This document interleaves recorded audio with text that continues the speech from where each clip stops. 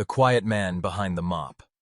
A man enters prison, stripped of his former identity, assigned the lowest position in the hierarchy. Everyone believes they know who he is, just another inmate who couldn't make it on the outside. But what happens when assumptions crumble and hidden truths surface? Get ready for a story that will challenge everything you believe about strength, dignity, and the power of inner transformation. If you're facing your own battles with judgment and underestimation, subscribe now. This journey will reshape how you see adversity. Marcus Webb pushed the industrial mop across the concrete floor of cell block D, his movements precise and unhurried. The gray water swirled in methodical patterns, each stroke deliberate. Around him, voices echoed off cinder block walls. Taunts, laughter, the casual cruelty that thrived in Riverside Correctional Facility. "Look at the old man go," someone called from the second tier. "Maybe if you push harder, Webb, you'll scrub away those years." Marcus didn't look up. His hands, weathered but steady, guided the mop with unexpected grace. He was 53, lean rather than muscular, with silver threading through close-cropped hair. His prison blues hung loosely on a frame that suggested careful economy rather than weakness. "Janitor boy doesn't talk much, does he?" This voice belonged to Kendrick, a younger man with territorial instincts and something to prove. He leaned against the railing, arms crossed, surrounded by three others who fed off his energy. Marcus completed his section, wrung out the mop, and moved methodically toward the supply closet. His footsteps made no unnecessary sound. His breathing remained even. Everything about his presence suggested careful containment, not of fear, but of something else entirely. The morning routine continued unchanged. Breakfast duty meant wiping down tables while men ate, subjected to constant commentary on his position, his age, his apparent insignificance in the prison's brutal social architecture. Marcus absorbed it all without visible reaction, his face neutral, his movements unchanged. Officer Daniels watched from his post with mild curiosity. In his 15 years at Riverside, he'd seen every type, the fighters, the politicians, the broken ones who couldn't adapt. Webb didn't fit any category. He fulfilled his duties with unusual precision, never complained, never engaged in the verbal warfare that consumed most inmates' energy. "That's some Zen master act you've got going," Daniels remarked during the afternoon corridor cleaning.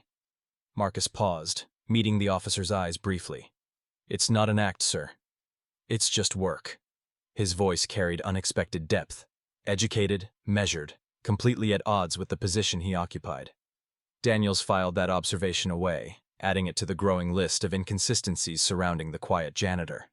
By evening, Marcus had cleaned 4 cell blocks, 2 common areas, and the administrative hallway outside the warden's office.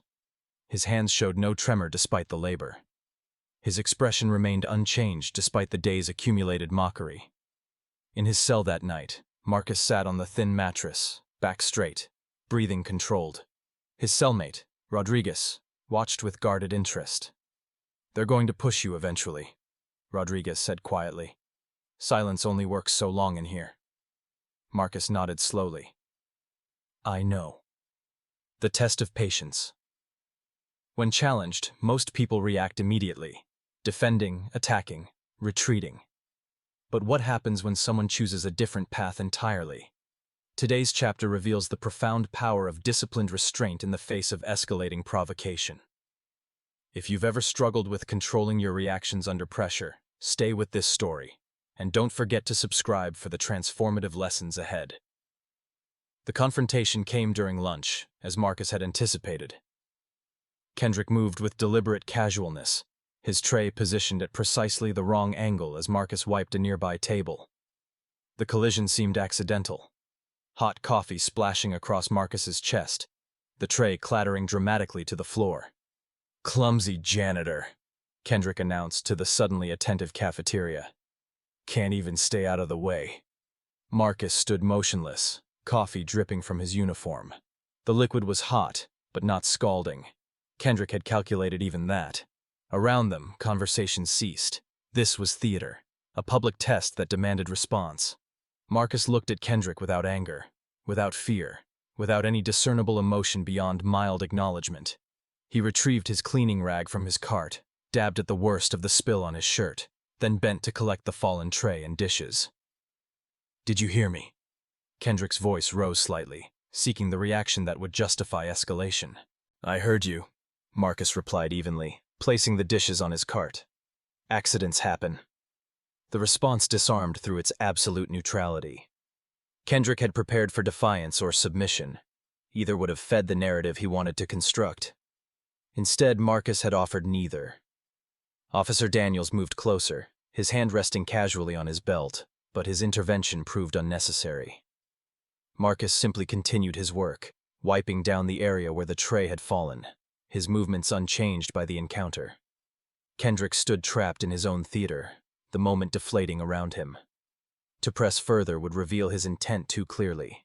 He retreated with forced laughter, but his followers seemed less certain than before. Later, during the afternoon recreation period, Marcus worked in the yard equipment room, organizing supplies with the same methodical attention he brought to every task. Officer Reeves, an older guard with observant eyes, found him there. You handled that well, Reeves said. Most new fish either fight or crumble. Marcus aligned cleaning bottles by size and type. Fighting serves someone else's agenda. Crumbling does the same. So what's your agenda, Webb? To serve my time with dignity and return to society improved by the experience. Reeves studied him carefully. That's a rehearsed answer. No, Marcus said quietly. It's a chosen answer. There's a difference. The officer lingered, watching Marcus work. The precision was remarkable, not obsessive, but deeply intentional, as though each action represented a deliberate act of consciousness rather than mere habit. You've got education, Reeves observed, more than most in here. Education takes many forms, Marcus replied, his tone respectful but unrevealing. That evening, in the relative privacy of their cell, Rodriguez spoke more directly. You're making people curious. Kendrick won't leave it alone. He needs you to be something, victim or threat. You're refusing both roles. Marcus sat on his bunk, hands resting lightly on his knees. Kendrick is afraid. Of you? Of himself. Of what happens when simple categories fail. Rodriguez shook his head slowly. Philosophy won't protect you when things get physical. Marcus's slight smile held neither arrogance nor worry. Perhaps. But philosophy might prevent things from getting physical in the first place. The Warden's observation. Sometimes, truth reveals itself not in dramatic moments, but through careful observation of consistent behavior. What happens when authority begins questioning the narrative everyone else accepts? This chapter unveils the beginning of a profound revelation. Subscribe now to witness how patient integrity eventually commands attention from those who matter most. Warden Margaret Chen reviewed the monthly incident reports with practiced efficiency, her eyes scanning for patterns rather than isolated events. 23 years in corrections had taught her to read institutions the way musicians read sheet music, not just the notes, but the rhythm, the silence between the sounds. One name appeared with unusual frequency, though never as an instigator. Marcus Webb, janitor, 53, serving 18 months for financial fraud.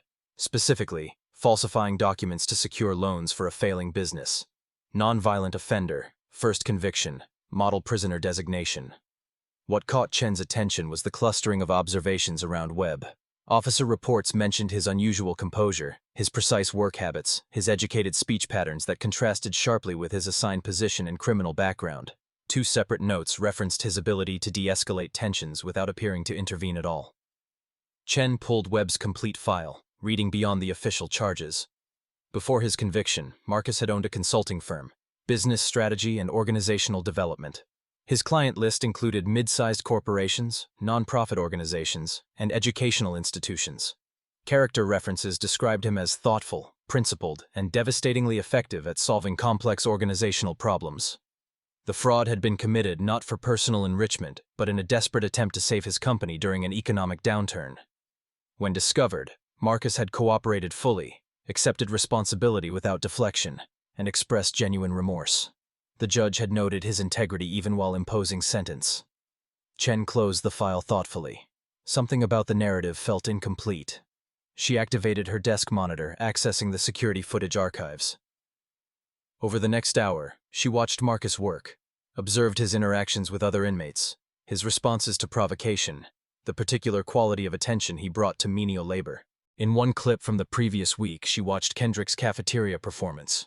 The way Marcus had absorbed the provocation, neutralized it through perfect non-reaction, revealed someone who understood conflict at a sophisticated level. This wasn't mere passivity. It was strategic restraint born from deep self-knowledge. Chen made a note on her tablet, then contacted Officer Reeves. "Tell me about Marcus Webb," she said when Reeves entered her office. The officer settled into his chair, choosing his words carefully. "He's different, Warden. Handles himself like someone who's made a conscious choice about who he's going to be, not someone who's reacting to where he ended up." Meaning? Most inmates operate from ego, protecting it, feeding it, medicating it. Webb seems to operate from somewhere else. Principle, maybe. Or discipline so deeply internalized it looks like nature. Chen nodded slowly. "I reviewed his background. Corporate consultant. Organizational development specialist." "Makes sense," Reeves said. "He treats prison like a system to understand rather than a punishment to endure." "What's the feeling among the other inmates?" "Mixed. Kendrick and his crew see him as a target because he's different. The older guys respect his restraint. The young ones don't know what to make of him." Reeves paused. "There's something else. Yesterday I saw him talking with Rodriguez. That's his cellmate. Rodriguez has been inside 7 years, never showed interest in the education programs. This morning, he requested information about completing his GED. Chen leaned back in her chair. One conversation caused that. Whatever Webb said, it resonated. Rodriguez isn't the first. 3 other inmates have approached me this week asking about programs they previously ignored. Webb is recruiting for programs? Not overtly. But his presence seems to be changing something, like dropping a stone in water. The ripples are subtle but measurable. Chen considered this carefully.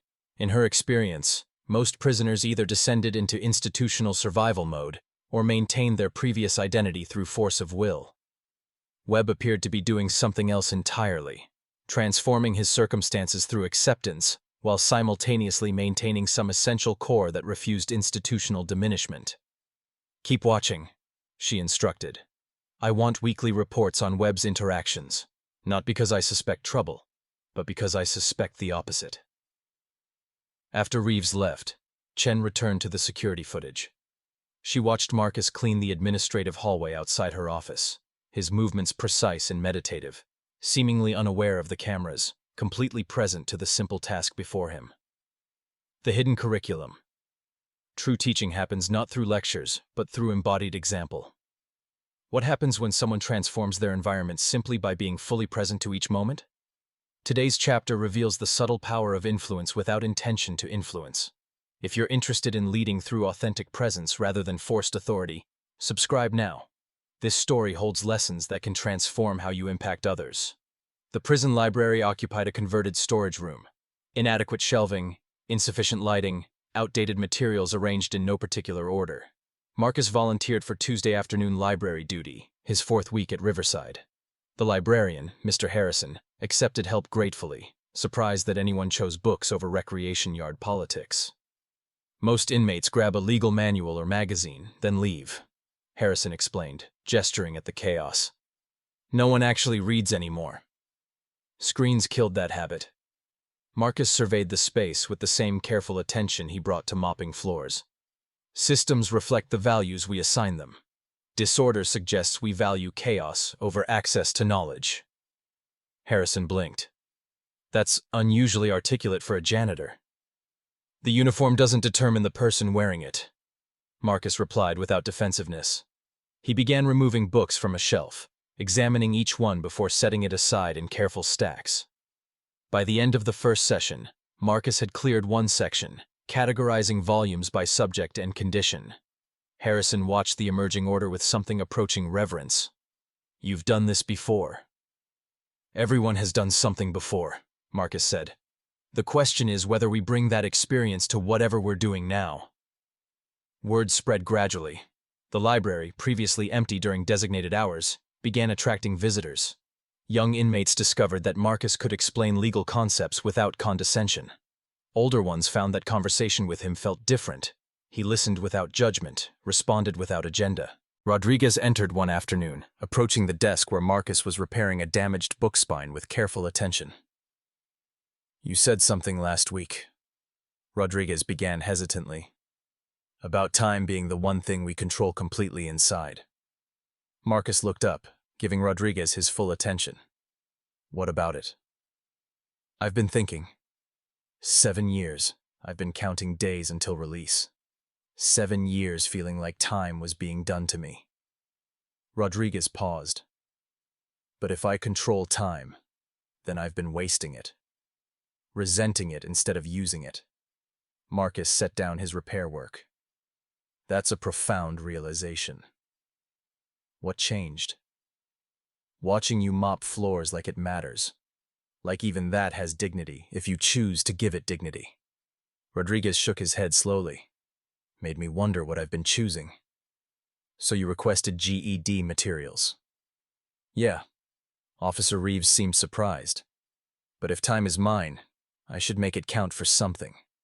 Their conversation attracted attention.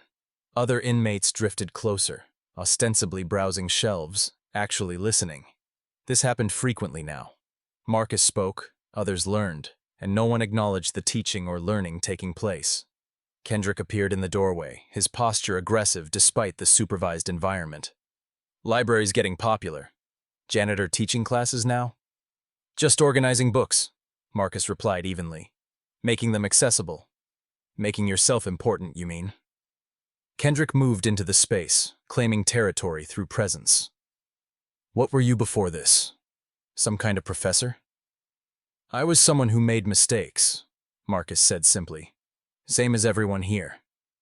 "Bullshit. You talk different. Act different. What's your angle?" Marcus met Kendrick's eyes without challenge or submission. "No angle. Just trying to serve my time usefully." The answer frustrated Kendrick again. Too neutral to attack, too sincere to dismiss. He left with forced casualness. But his departure shifted the room's energy. Several inmates approached the desk afterward, requesting books, asking questions, testing whether Marcus's composure was genuine or performance. Harrison observed from the corner, recognizing something unprecedented. In 30 years managing prison libraries, he'd never seen an inmate catalyze engagement through simple presence. Marcus wasn't promoting programs or advocating change. He was simply being someone others wanted to be near, and that proximity was transforming how they saw themselves. That evening, Officer Daniels found Marcus in the corridor, completing his final rounds. "Warden wants to see you tomorrow," Daniels said. "Administrative office, 1000 hours." Marcus nodded acceptance without visible concern. "Should I be worried?" "Depends. You done something worth worrying about?" "Not to my knowledge." Daniels studied him curiously. "You're different from most inmates. Can't figure out if that's good or bad yet." "Maybe it's just different," Marcus suggested. "Sometimes that's enough." The interview. When authority seeks understanding rather than confirmation of assumptions, truth emerges in unexpected ways. What happens when a warden looks beyond the case file to see the human being? This chapter reveals a pivotal conversation that changes everything. Subscribe now to witness the moment when patience and principle finally receive the recognition they deserve. Warden Chen's office held none of the institutional coldness that characterized the rest of Riverside Correctional. Bookshelves lined 2 walls, criminology texts, management theory, volumes on restorative justice. A window overlooked the recreation yard, offering perspective rather than mere surveillance. Marcus entered precisely at 1000 hours, his uniform clean despite the morning's work. Officer Reeves stood by the door, present but deliberately unobtrusive. "Sit, please." Chen gestured to the chair across from her desk. "Thank you for coming, Mr. Webb." The formality registered.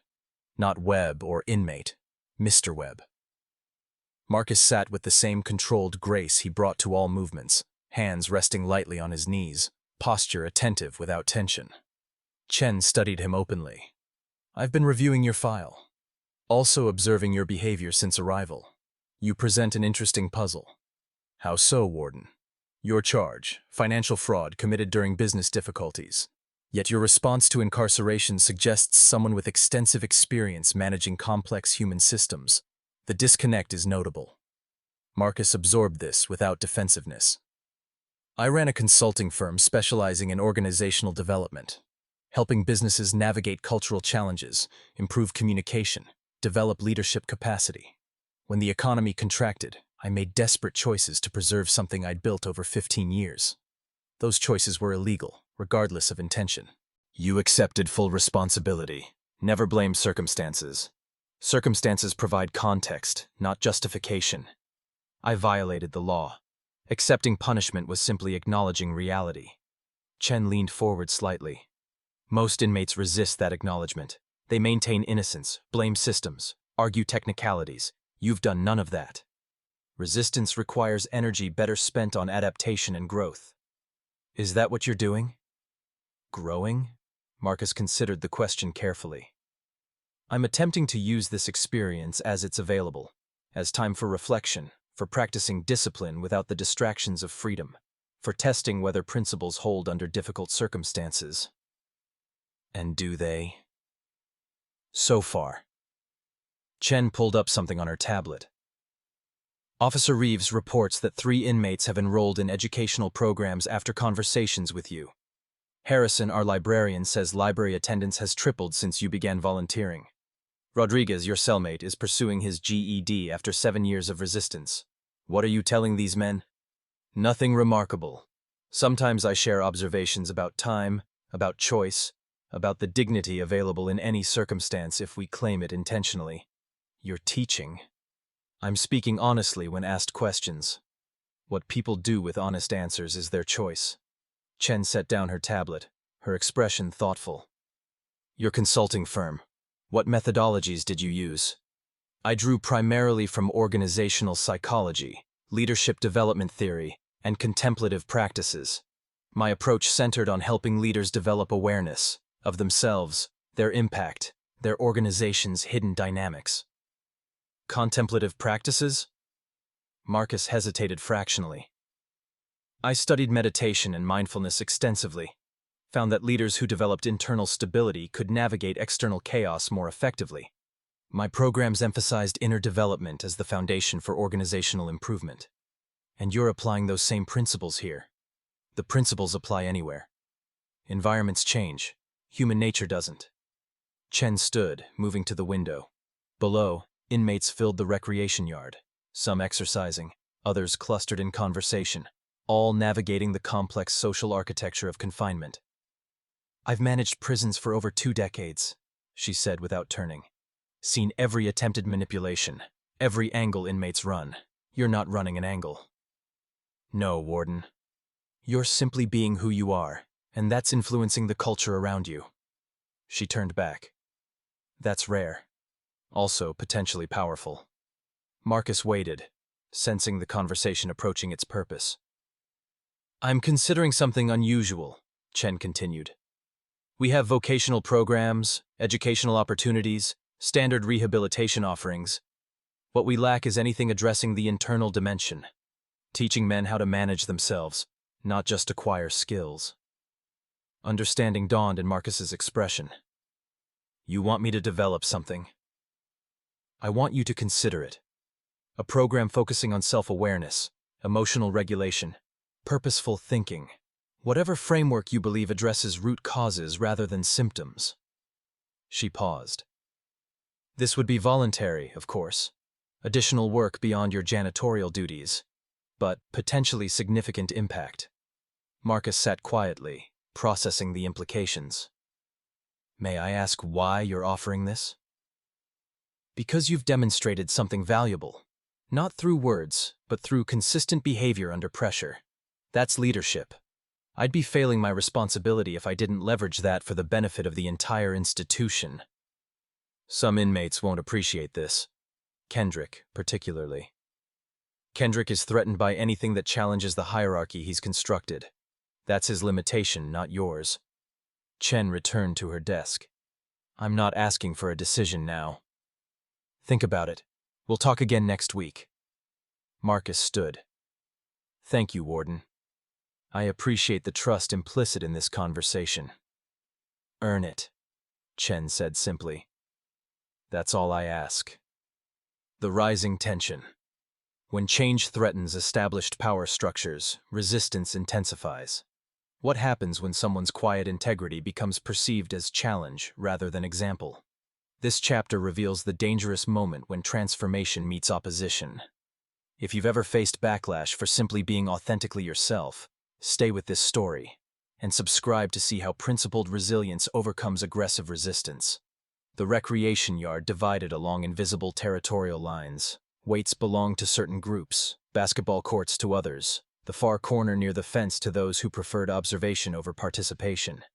Marcus typically walked the perimeter during his allocated hour, moving at steady pace, present to movement and breath rather than engaging in social maneuvering. Kendrick intercepted him on the third lap, flanked by his usual associates. Carter, a muscular man serving time for assault, and two younger inmates whose names Marcus hadn't learned. "Heard the warden called you in," Kendrick said, matching Marcus's pace. "That's interesting. Janitors don't usually get private meetings." Marcus continued walking. "Everyone meets with administration occasionally. Not like this." Hour-long conversation in her office. Kendrick's tone carried edge beneath casual curiosity. "People are talking. Wondering what makes you special." "Nothing makes me special. I'm serving my sentence like everyone else." Carter moved closer from the other side, creating subtle pressure. "Except you're teaching classes now. Library duty, chatting up the guards, making friends in high places." Marcus stopped walking, turning to face Kendrick directly. The movement was calm rather than confrontational, but it shifted the dynamic. "I've violated no rules. My conduct has been consistent since arrival. If others interpret that as special treatment, that's their interpretation." "Your conduct," Kendrick repeated mockingly. "Listen to this guy. Talks like a lawyer, works like a janitor, acts like he's running something." He stepped closer. "What are you running, Webb?" "Nothing. I'm simply serving my time. Nobody's that clean. Everyone's got an angle." Marcus held Kendrick's gaze without aggression. "Perhaps your experience has been that everyone operates from hidden motives. My experience suggests people are generally exactly who they present themselves to be, if we're willing to see clearly." The response contained no insult, no challenge, just observation. Yet it struck deeper than mockery could. Kendrick's face tightened. "You think you're better than us, with your big words and your Zen act. I think I'm someone trying to navigate difficult circumstances with integrity. Same as some others here. Different from some others here. Neither better nor worse, just making different choices. Those choices are making you popular. People notice. Some don't like it." Officer Reeves approached from across the yard, his presence deliberate. "Everything all right here?" "Fine," Kendrick said quickly. "Just conversation." Marcus nodded agreement. "All good, officer." Reeves studied the group, his experience reading the tension beneath surface civility. "Webb, I need you in the equipment room. Inventory issue." Marcus excused himself, following Reeves across the yard. Behind them, Kendrick watched with calculating intensity. In the equipment room, Reeves closed the door. "Kendrick's building toward something. You need to be aware." "I am aware." "Then you need to take precautions. Request a cell change. Stay out of isolated areas. Don't give him opportunities." Marcus organized supplies while considering. "Changing cells punishes Rodriguez, who's done nothing wrong. Avoiding areas suggests fear, which feeds exactly what Kendrick wants. I appreciate your concern, but I can't live defensively. Living defensively keeps you alive. Living fearfully diminishes the life worth keeping alive." Marcus turned to face the officer. "I'm not naive. I understand the danger, but I've chosen certain principles to guide me. Abandoning those principles in response to threat means Kendrick's already won." Reeves shook his head slowly. "Principles won't stop a shank." "Perhaps not. But living without principles is its own kind of death." Marcus paused. "I've spent my life teaching others about courage, about integrity under pressure. This is my opportunity to discover whether I actually possess what I've preached. That's noble. Also potentially stupid. Maybe both, Marcus acknowledged with slight smile. But it's my choice to make. That evening, Rodriguez confronted Marcus in their cell. Kendrick approached me, said he's got concerns about you, wanted to know what you're really about. What did you tell him? Truth. That you're exactly who you seem. That apparently pisses him off more than if you were running a scheme. Rodriguez sat heavily on his bunk. He's going to test you. Soon. And it won't be verbal. Marcus nodded acceptance. I know. You scared? Concerned, yes. Scared, no. Fear clouds judgment. I need clarity for whatever comes. How do you do that? Stay calm when there's legitimate threat. Years of practice, learning that most fear is anticipation rather than reality. The present moment, right now, contains no threat. Kendrick might create danger tomorrow, next week, but not now. So now, I stay present. Marcus settled onto his bunk, his posture relaxed despite the conversation's content. When the moment arrives, I'll respond appropriately. With what? Your philosophy? With whatever the situation requires. Rodriguez studied his cellmate with mixed admiration and concern. You're either the wisest person I've met or the most delusional. Marcus smiled genuinely. Could be both. The breaking point. Sometimes pressure builds until confrontation becomes inevitable. What happens when quiet dignity faces aggressive force? This chapter reveals the crucial moment when principles meet their ultimate test. Subscribe now to witness how true strength emerges not from violence, but from unshakable inner authority that transforms conflict into unexpected revelation. The attack came during the Thursday morning cleaning routine. Marcus was working alone in the West Corridor maintenance closet, restocking supplies, organizing equipment, when Kendrick entered with Carter. The narrow space allowed no easy exit. Finally got you isolated, Kendrick said, closing the door behind them. Time for real conversation. Marcus straightened slowly, setting down the bottle he'd been shelving. He assessed the situation without panic. 2 against 1, confined space, no immediate help available. His breathing remained steady. If you need to talk, I'm listening, Marcus said calmly. Don't need to talk. Need to teach you your place. Kendrick moved closer, using his physical presence as weapon. You've been disrespecting the order here. Making people think they can change, can be something different. That kind of hope is dangerous. Marcus held his ground without aggressive posturing. Hope isn't dangerous. It's essential. In here, it's poison. Men need to accept what they are. Prisoners. Locked up because society doesn't want them. You make them forget that. Make them think they matter. They do matter. Shut up, Carter interjected, his hand moving to his pocket where something cylindrical created a telltale bulge. You talk too much. Time to learn some silence. Marcus kept his eyes on Kendrick, recognizing him as the primary actor. Carter was enforcement, but Kendrick was decision-maker. You don't have to do this. Whatever you're planning, you can choose differently. That's your problem right there. Always choosing. Always making everything about discipline and principle. Kendrick's voice rose slightly. Some of us don't have choices. We're just surviving. And you walking around like prison is some enlightenment retreat makes the rest of us look weak. Understanding dawned in Marcus's expression. You're not angry at me. You're angry at what I represent. The possibility that you could make different choices too. That terrifies you because it means confronting everything you've told yourself about who you are. The insight struck precisely where Kendrick was most vulnerable. His face flushed. I said shut up. Carter pulled the weapon, a sharpened metal rod, prison-made, capable of serious damage. He advanced, and Marcus had fractions of seconds to respond. What happened next would be disputed in later testimonies. Carter lunged. Marcus moved. Not away, but toward the attack at an unexpected angle. His hand intercepted Carter's wrist with surprising force, redirecting momentum using the attacker's own energy. The weapon clattered harmlessly to the floor. The movement was fluid, practiced, completely at odds with the mild-mannered janitor persona.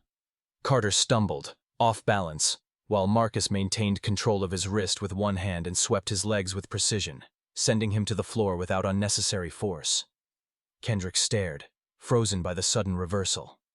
Marcus released Carter, who sat shocked but essentially unhurt. "I don't want to fight you," Marcus said quietly, his breathing still controlled. "Either of you. But I will protect myself if necessary." "What are you?" Kendrick demanded. "That wasn't luck. You've trained." Marcus nodded slowly. "Years ago. Martial arts as discipline practice, not violence preparation. I hoped never to use it this way." "You could have hurt him bad. Why didn't you?" "Because hurting him serves no purpose. He's not my enemy. Neither are you." Marcus moved toward the door, giving them space. "You're both just scared men trying to survive in a difficult place. Same as me." Officer Daniels appeared in the corridor, drawn by the commotion. He took in the scene, Carter on the floor, Kendrick against the wall, Marcus standing between them, the makeshift weapon visible on the floor. "What happened here?" "Misunderstanding," Marcus said before Kendrick could speak. "Just conversation that got a bit heated. Nobody's hurt." Daniels looked skeptical but recognized the de-escalation Marcus was offering. "Carter, get up. All three of you, come with me." The administrative office was tense. Warden Chen reviewed the security footage. The camera in the corridor had captured movement through the partially open door. She watched Marcus's defensive technique repeatedly, her expression unreadable. "That was Aikido," she said finally. "Advanced level. You redirected his attack perfectly." "I studied for many years," Marcus admitted. "But violence was never the goal. Only awareness, discipline, presence. Yet you deployed it with remarkable effectiveness when threatened.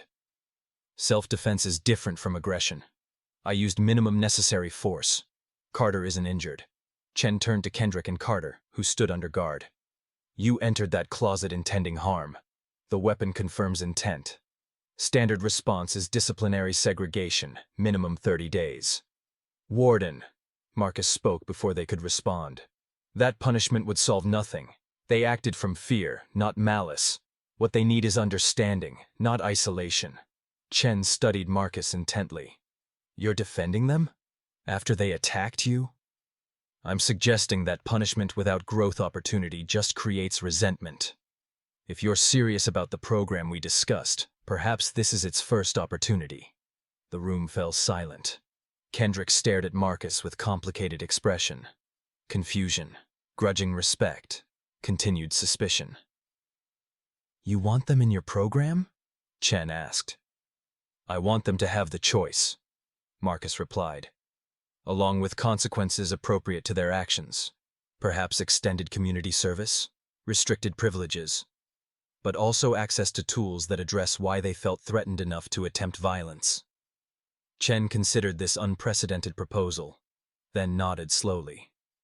30 days restricted privileges, community service during recreation hours, and mandatory attendance at the program we're developing. She fixed both men with stern gaze. "This is more grace than you deserve. Waste it, and segregation awaits." After they were dismissed, Chen turned back to Marcus. "You continue to surprise me, Mr. Webb. I'm just trying to be consistent, Warden. Principles matter most when following them is difficult." The program begins. True transformation happens not through force, but through invitation into new awareness. What happens when men who've lived by survival instincts discover there's another way? This chapter reveals the beginning of profound change that ripples beyond individual lives. If you've ever wondered how to create meaningful impact in difficult circumstances, subscribe now. This journey demonstrates the power of authentic teaching that transforms lives from the inside out. The converted conference room held 12 chairs arranged in a circle. No tables, no barriers between participants, no hierarchy visible in the seating arrangement. Warden Chen had allocated 2 hours every Tuesday and Thursday evening, voluntary attendance, open to any inmate who requested entry. Marcus arrived early, sitting where he could observe the entrance. The first attendees came hesitantly. Rodriguez, committed since their cellmate conversations. Then 3 younger inmates Marcus recognized from the library. curious about what the janitor professor might teach. Others filtered in gradually, including, unexpectedly, Kendrick and Carter, their attendance mandatory, but their expressions guarded. Officer Reeves positioned himself by the door, present but deliberately unobtrusive. When 12 men had assembled, Marcus began without preamble. "Thank you all for coming. This isn't a class in the traditional sense. I'm not here to lecture. We're here to explore together what it means to be fully human in circumstances designed to diminish humanity." Silence greeted this opening. Several men shifted uncomfortably. "Let's start with a question," Marcus continued. "What do you believe about yourself that might not actually be true?" More silence. Then a young inmate named Davis spoke. "That I'm worthless. That I'll never amount to anything." "Where did you learn that belief?" "Everywhere. Parents, teachers, this place. Everything says I'm just a criminal." Marcus nodded slowly. "And when you believe you're worthless, how does that affect your choices?" Davis considered. "Makes me not care. If I'm already nothing, why bother trying?" "Exactly. The belief becomes self-fulfilling. You act from the belief, which creates results that confirm the belief." Marcus looked around the circle. "How many of you recognize this pattern in your own lives?" Hands rose gradually, 8 of 12, including, after hesitation, Kendrick. "This is where our work begins," Marcus said. "Not with changing circumstances, but with examining the beliefs that shape how we interpret and respond to circumstances. We can't always control what happens to us. We can absolutely control what we make those events mean." Carter spoke, his tone challenging. "That's just positive thinking BS. Doesn't change the fact we're locked up." "You're right," Marcus agreed, surprising him. "Positive thinking alone changes nothing. I'm talking about something deeper. Awareness of the mental patterns that create our experience of reality. You and I could be in identical circumstances, but have completely different experiences based on what we believe and where we place our attention." Over the next 90 minutes, Marcus guided the group through exercises in observing thought patterns without judgment, in distinguishing between objective circumstances and interpretive stories, in recognizing how attention shapes experience. He drew on his consulting work, his contemplative practice, his own journey through failure and incarceration. But mostly, he listened. He asked questions that invited men to examine their own thinking, to challenge their own assumptions, to discover insights rather than receive instructions. Kendrick remained mostly silent, watching with suspicious intensity. As the session concluded, he approached Marcus while others filed out. "That thing last week in the closet," Kendrick said quietly. "You could have hurt me too. I saw how you moved, but you chose not to. Violence creates victims or victors. I wanted neither." "Why?" "I was coming at you. Most guys would have taken the opportunity." Marcus met his eyes directly. "Because I see you, Kendrick. Not the aggression you perform, but the person underneath who's terrified of irrelevance. You've built your identity around being tough, being feared. And here's someone who won't fear you, won't fight you, won't validate your story about who you have to be. That's threatening." Kendrick's jaw tightened, but he didn't retreat. "You think you know me?" "I think I recognize patterns because I've worked through similar ones in myself. Different circumstances, same underlying fear. That without our protective strategies, we're nothing." "And you're what? Enlightened now?" "I'm still learning, still making mistakes. But I've discovered that the person I am underneath my defenses is actually more capable, more resilient, more worthy than the person I pretended to be to protect myself." Kendrick stood silent for a long moment. "This program, you really think it changes anything?" "I think awareness creates possibility. Whether that possibility becomes change depends on what each person chooses to do with awareness." "Sounds like a lot of work for uncertain results."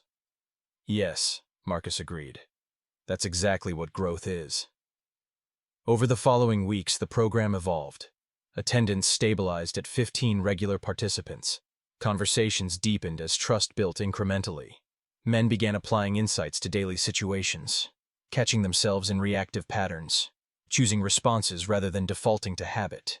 discovering agency in circumstances that previously felt entirely deterministic. Officer Reeves reported to Warden Chen that verbal conflicts in cell blocks had decreased. Harrison noted that library usage continued increasing, with several program participants requesting specific books on psychology, philosophy, personal development. Marcus maintained his janitorial duties with the same meticulous attention, the same humble presence. But something had shifted in how others perceived him. No longer just the quiet janitor, he'd become something else. A catalyst, a mirror, a reminder of possibilities most had stopped imagining. Rodriguez watched his cellmate prepare for another session one evening. "You're actually enjoying this, aren't you?" Not the praise or attention, but the work itself. Marcus paused in his preparations. "I'm discovering that teaching in here, without agenda or performance pressure, feels more genuine than consulting ever did. These men aren't paying me. They're choosing presence. That makes everything more real." "Think you'll continue this after release?" "If the opportunity arises, yes. But for now, I'm focused on being fully present to what's here, what's now." Rodriguez smiled. "You've been practicing what you preach." "Trying to," Marcus replied. "That's all any of us can do. Keep trying." The shift. Sometimes, transformation reaches a tipping point where culture itself begins to change. What happens when individual growth becomes collective momentum? This chapter reveals how one person's authentic example can catalyze widespread change in the most unlikely environment. Subscribe now to witness the profound impact that emerges when principle meets persistence. Lessons that will inspire your own journey toward meaningful influence. 3 months into the program, the changes at Riverside Correctional had become too significant to ignore. Disciplinary incidents had decreased by 40%. Educational program enrollment had doubled. The library required expanded hours to accommodate demand. "You're right," Marcus agreed, surprising him. "Positive thinking alone changes nothing. I'm talking about something deeper, awareness of the mental patterns that create our experience of reality. You and I could be in identical circumstances but have completely different experiences based on what we believe and where we place our attention." Over the next 90 minutes, Marcus guided the group through exercises in observing thought patterns without judgment, in distinguishing between objective circumstances and interpretive stories, in recognizing how attention shapes experience. He drew on his consulting work, his contemplative practice, his own journey through failure and incarceration. But mostly, he listened. He asked questions that invited men to examine their own thinking, to challenge their own assumptions, to discover insights rather than receive instructions. Kendrick remained mostly silent, watching with suspicious intensity. As the session concluded, he approached Marcus while others filed out.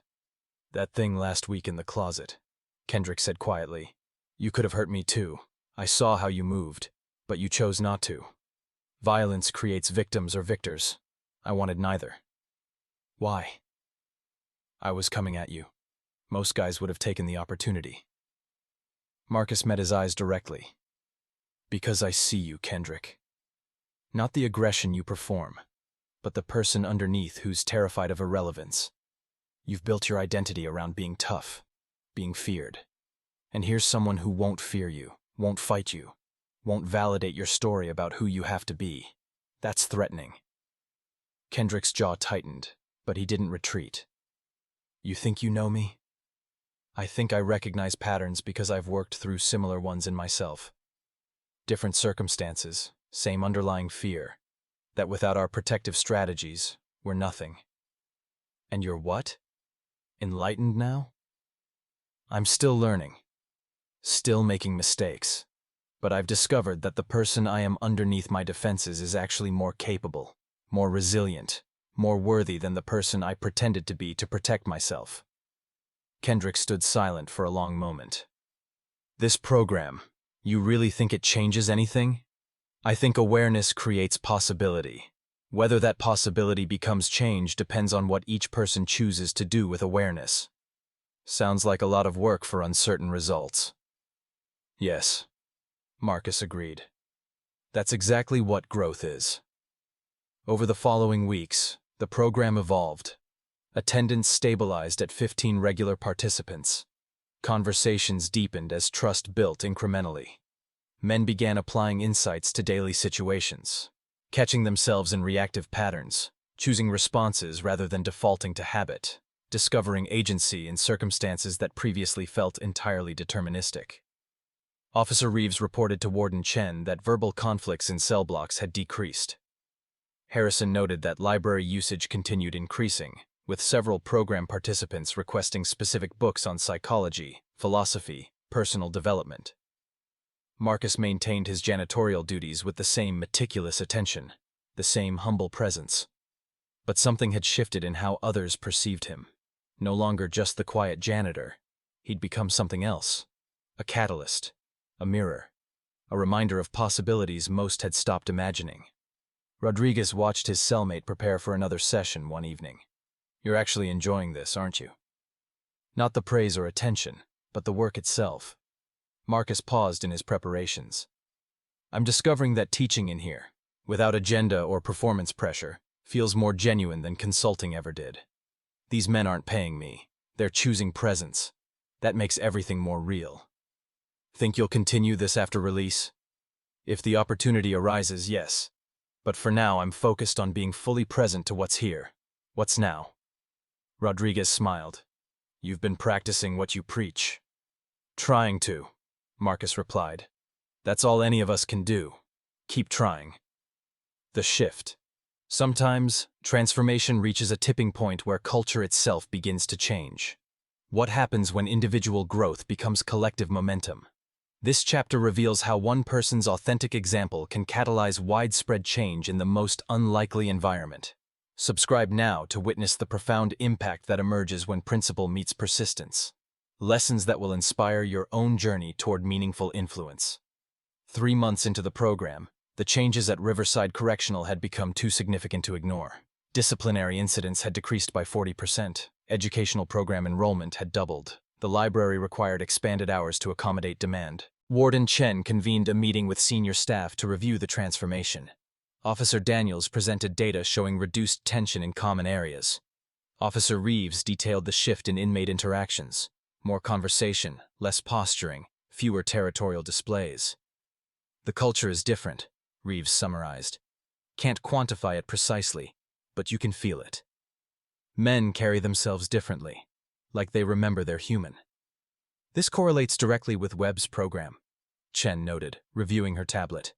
"Every participant shows measurable improvement, behavior, engagement, cooperation, but the effects are spreading beyond direct participants."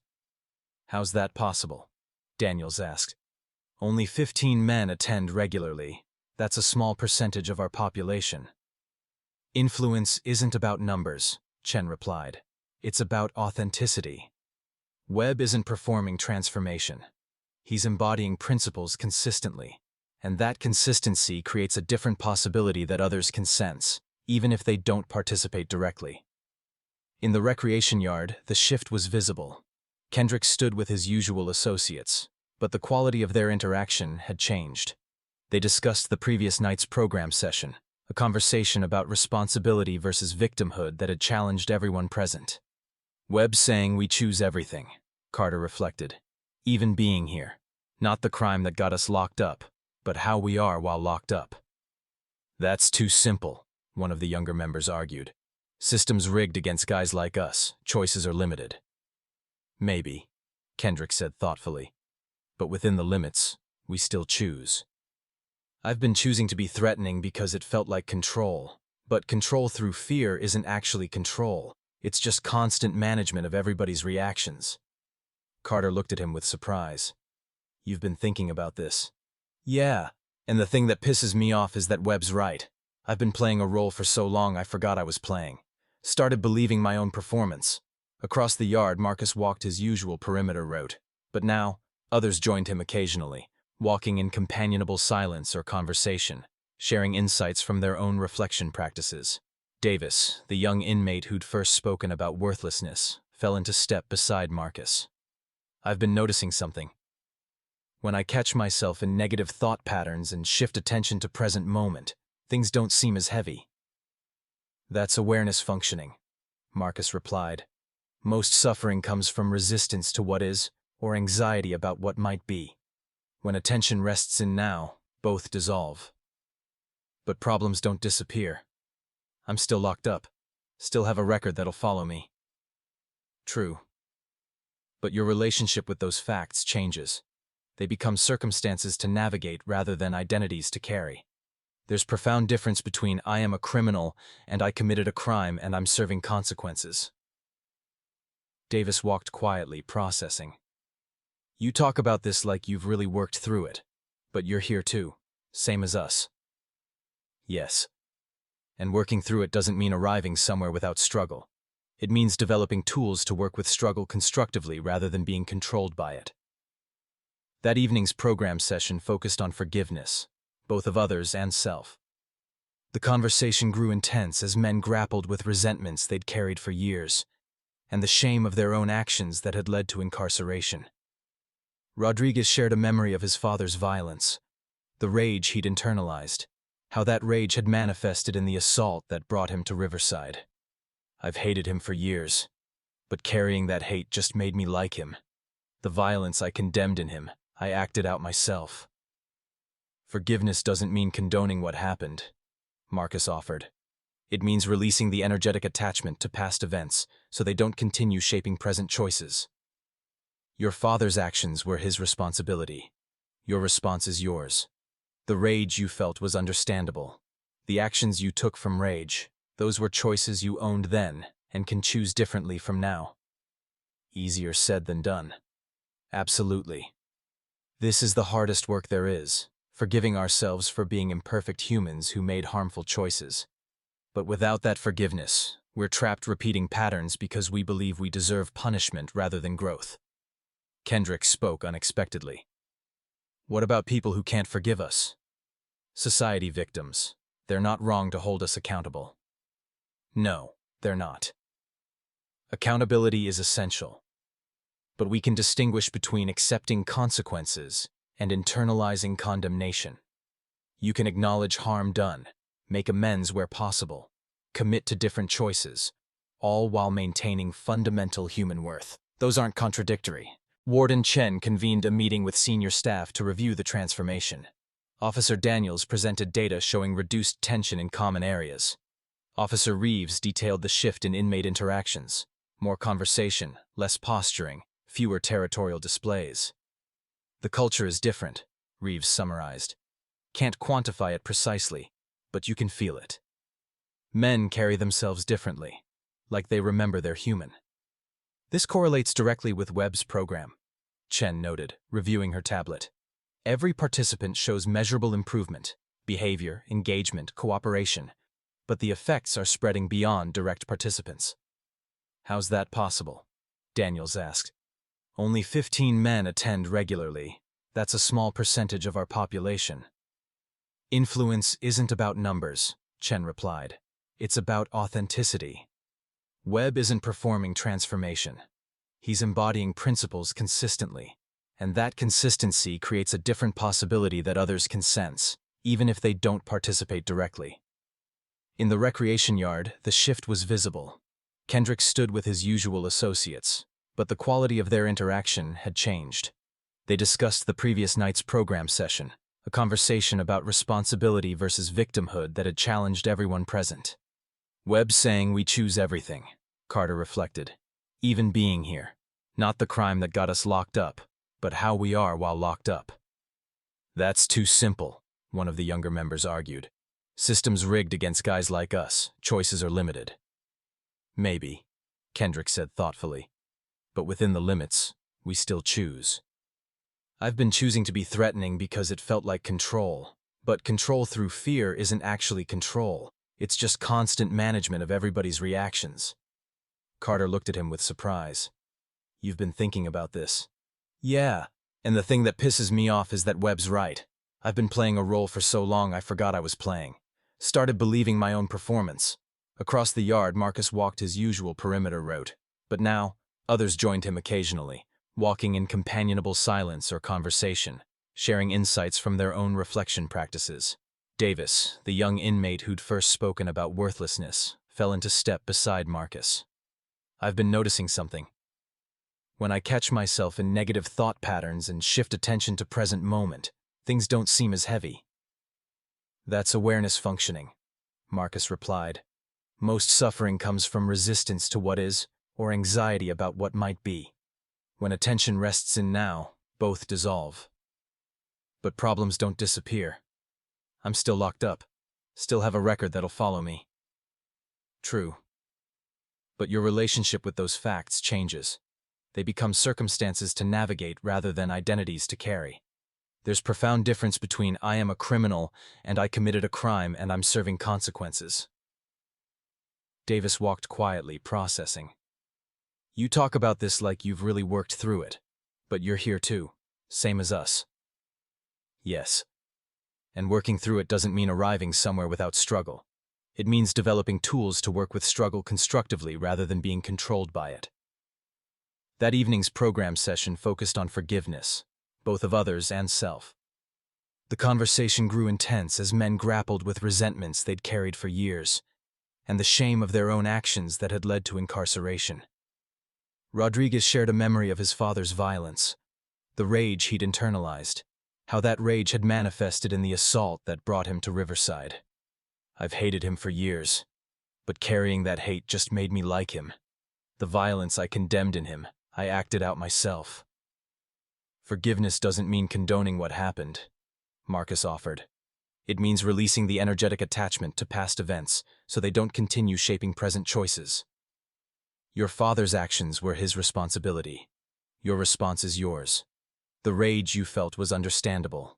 The actions you took from rage, those were choices you owned then and can choose differently from now.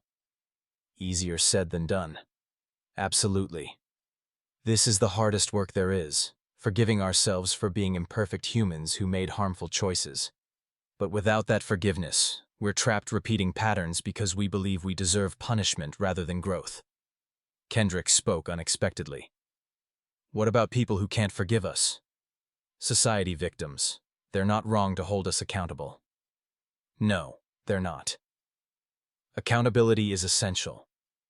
But we can distinguish between accepting consequences and internalizing condemnation. You can acknowledge harm done, make amends where possible, commit to different choices, all while maintaining fundamental human worth. Those aren't contradictory.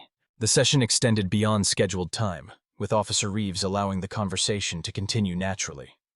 By the end, several men had tears on their faces, not from weakness, but from the profound relief of speaking truths they'd carried silently. After the group dispersed, Kendrick approached Marcus again. Their interactions had become more frequent, each one revealing Kendrick's gradual transformation from antagonist to something more complicated. I need to say something, Kendrick began. When you first got here, I saw you as a threat. Some educated guy coming in, probably thinking he's better than the rest of us. I know.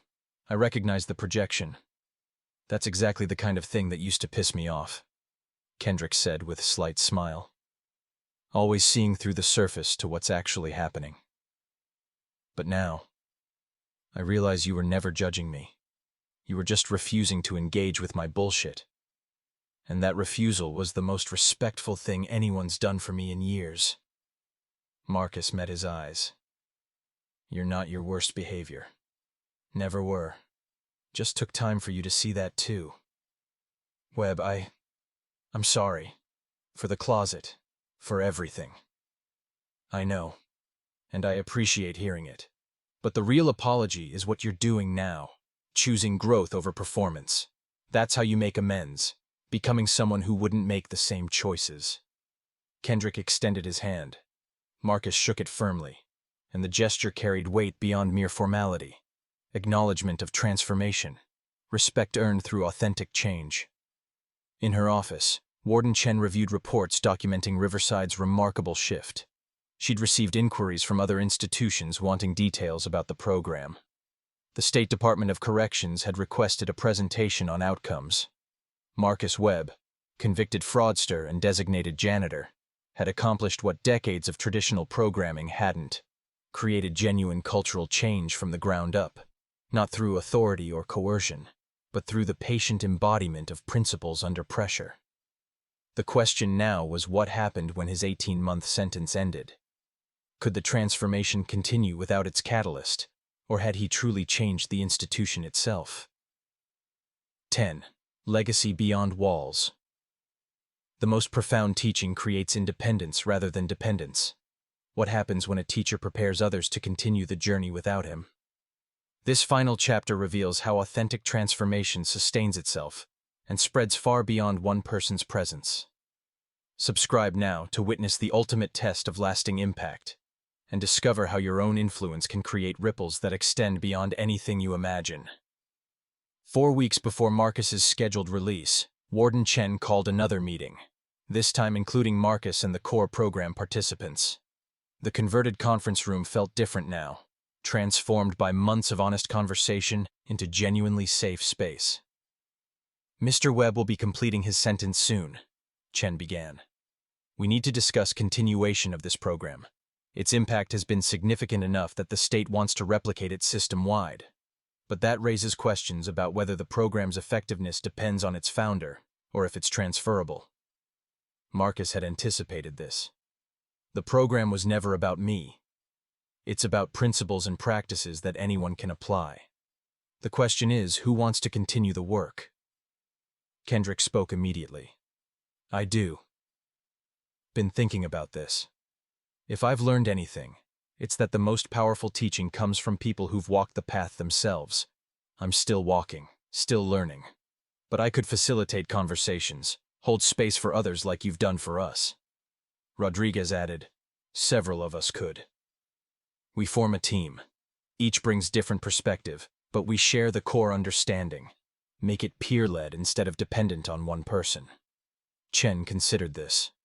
You're proposing that program participants become facilitators? Why not? Carter interjected. We know these principles work because we've lived them. We understand the resistance because we've felt it. Webb gave us tools. Now we use those tools to help others. Over the next hour, they designed a structure for continuation. Peer facilitators trained by Marcus, ongoing sessions, integration with existing rehabilitation programs, mechanisms for evaluation and adjustment.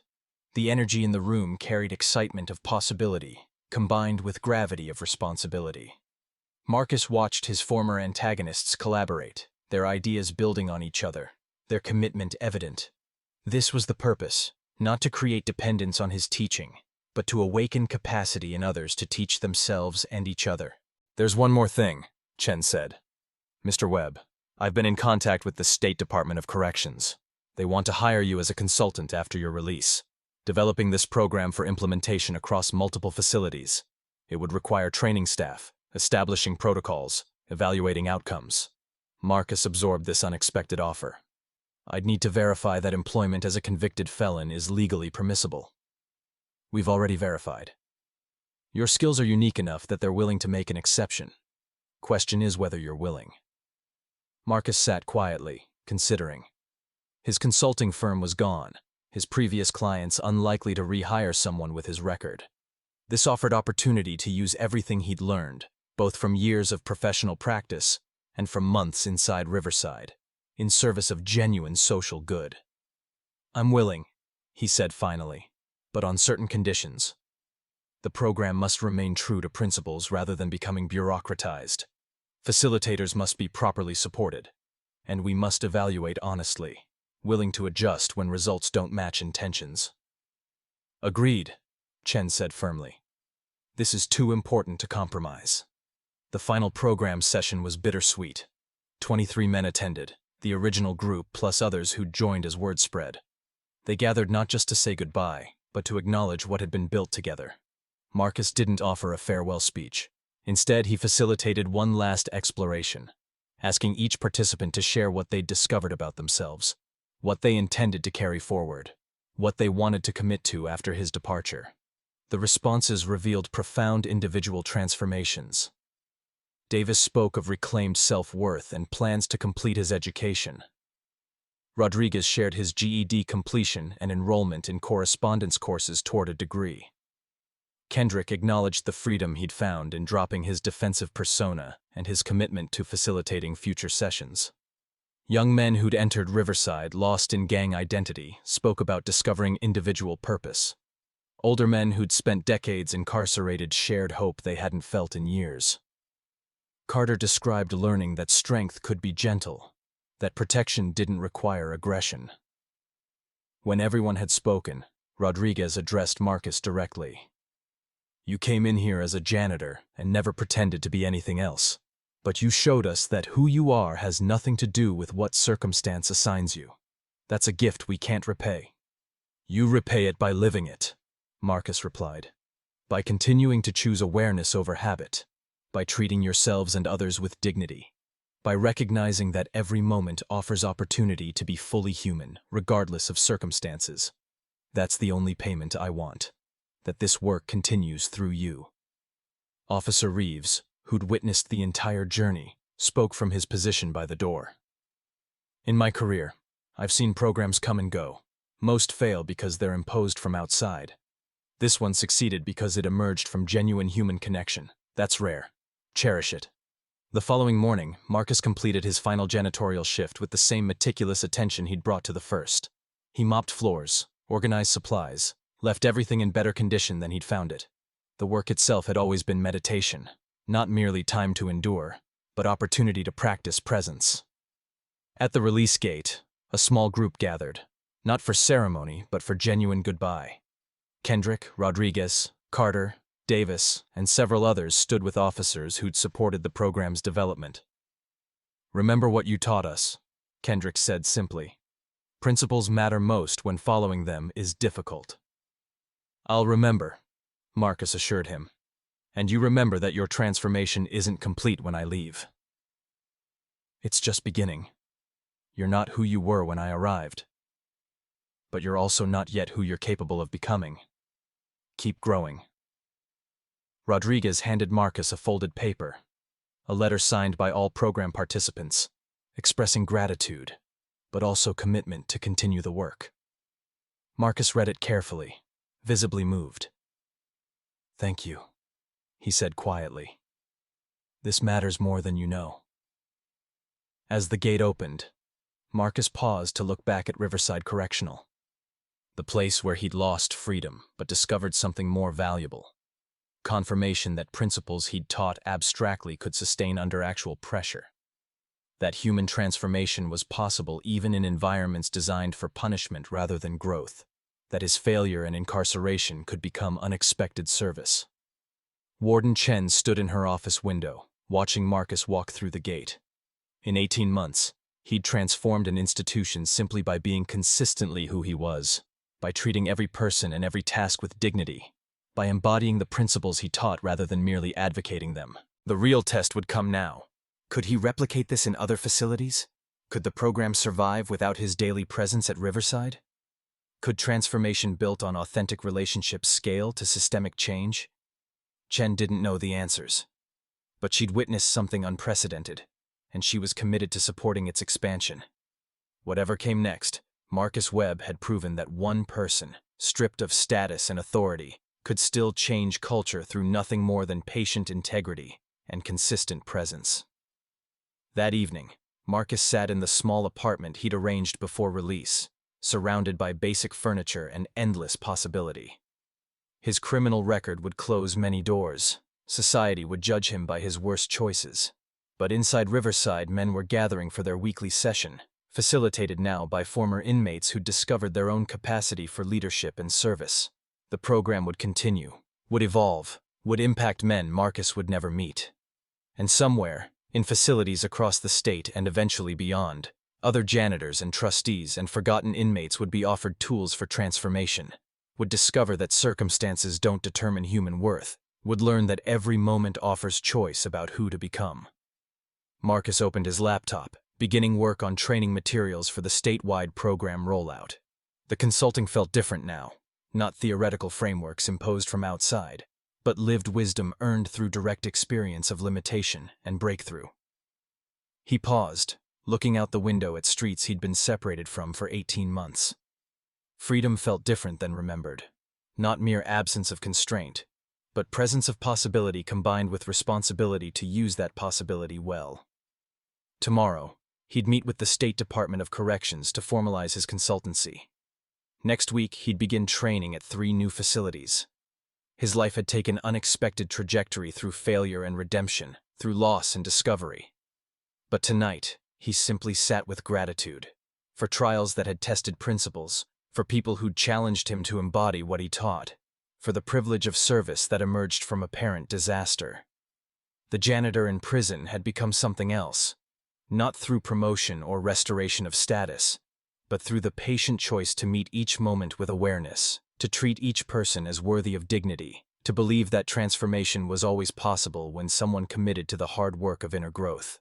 And in that belief, practiced consistently under pressure, he discovered the only freedom that circumstance could never diminish: the freedom to choose who to be, regardless of where life placed him. The end. Thank you for joining this transformative journey. Marcus Webb's story reminds us that our circumstances don't define us, our responses do. Whether you're facing judgment, limitation, or your own inner battles, remember, every moment offers the opportunity to choose dignity, purpose, and authentic growth. Subscribe for more stories that inspire resilience, explore human potential, and demonstrate the extraordinary power of principled living. Share this story with someone who needs to remember their own capacity for transformation.